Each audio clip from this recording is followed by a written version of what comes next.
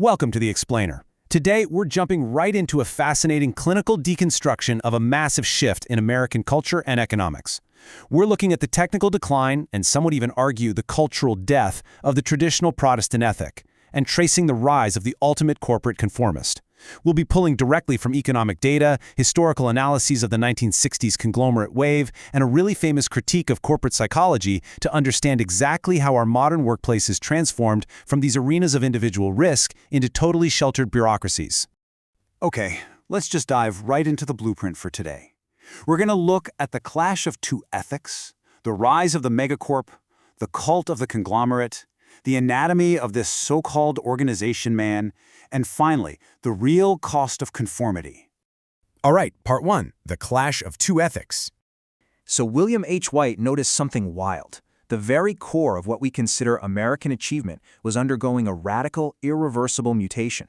On one hand, you've got the old Protestant ethic. That was the traditional engine of the economy, right? Driven by hard work, thrift, competitive struggle. It was all about inner-directed grit.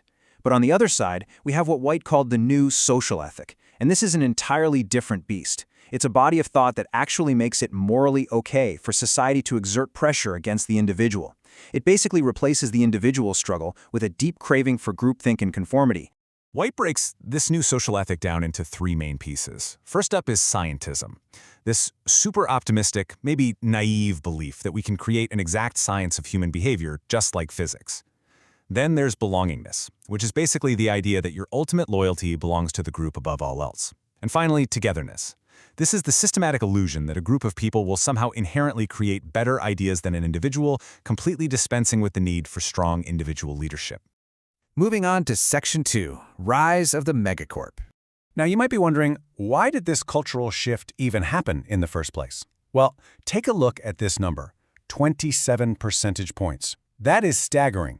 When you look at an economic analysis of 100 years of corporate concentration, the total asset share held by just the top 1% of corporations skyrocketed from 70% in the 1930s to 97%. The business landscape wasn't just changing, it was fundamentally consolidating into these massive dominant entities. And the why behind that massive consolidation? It aligns perfectly with economies of scale. As industries got more technologically intense, whether we're talking heavy manufacturing machinery back in the day or massive IT systems later on, they demanded absolutely huge upfront fixed costs. The only way to survive, thrive, and actually justify those investments was to get huge. So here's the real kicker. This physical restructuring of business totally rewired the culture. Large-scale production and higher fixed costs created massive, sheltered bureaucracies. And what does a massive bureaucracy need to function smoothly? Predictability. It was this precise, highly concentrated environment that practically demanded absolute conformity from its workers. The giant corporate machine just needed perfectly fitting cogs. Which brings us to Section 3, Cult of the Conglomerate. Fast forward to the 1960s, and we enter the era of synergism. This was this insanely popular financial theory that a conglomerate is somehow worth way more than the sum of its parts. Executives like James Ling actually believed that if you just gobbled up entirely unrelated businesses, suddenly 2 plus 2 wouldn't equal 4 anymore, it would magically equal 7 or 8. It was a philosophy that prioritized clever finance and accounting gymnastics over actual, ground-level product innovation. They justified this whole craze by championing efficiency through diversification. Basically, the rise of the MBA and managerial science convinced corporate America that management could just be copy-pasted across completely different divisions. But historians point out that this actually injected a ton of fear into the economy. Companies were so terrified of being swallowed up by conglomerates that they stopped investing in the long term, choosing short-term defensive maneuvering instead. So the big takeaway here is that management became completely divorced from the actual thing being managed. Thanks to that illusion of scientism we talked about earlier, executives were just shifted around like chess pieces.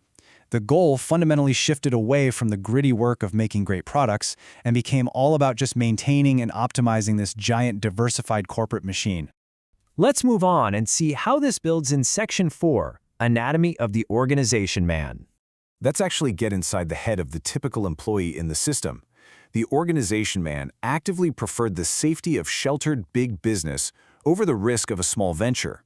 He valued teamwork and consensus way over individual leadership, and he prized technique over actual content. I mean, This completely flips the old Protestant ideals of competitive struggle on its head.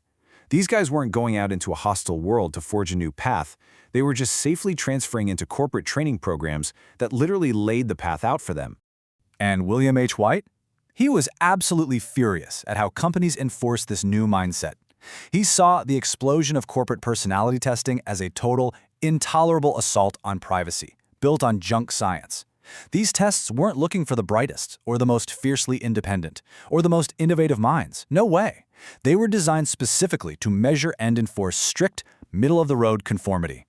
It got so ridiculous that White actually included a satirical guide in his book on exactly how to cheat these tests. To get hired, he advised, always give conventional answers.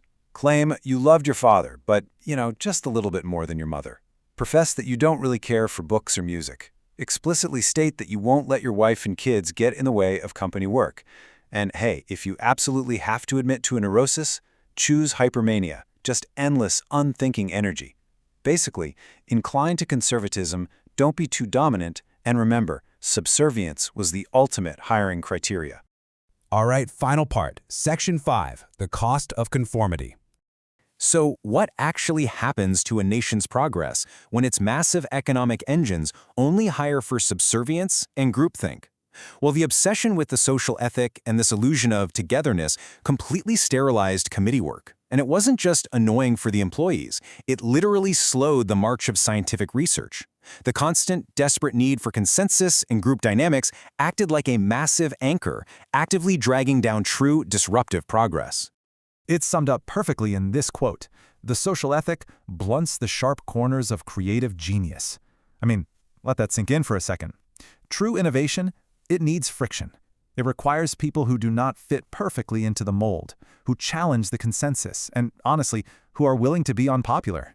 By prioritizing groupthink and constant social adjustment, the organization naturally weeds out the exact out-of-the-box thinkers required for brilliant breakthroughs. Which is exactly why White urged people to fiercely protect their individual autonomy. He challenged us to plug our ears against what's often called the sweet jazz of adjustment. Instead of just blindly adjusting to what the organization demands and hiding in the crowd, we have to harness the power of negative thinking. We need to retain the guts to say no to the group when the group is just plain wrong. So as we wrap up this explainer, I really want to leave you with this question. Look closely at your own modern workplace, your communication channels, your endless committee meetings. Has the inner directed grit of the old Protestant ethic truly made a comeback? Or are we all still just nodding along, playing the sweet jazz of adjustment? Thanks for tuning in, and keep asking those hard questions.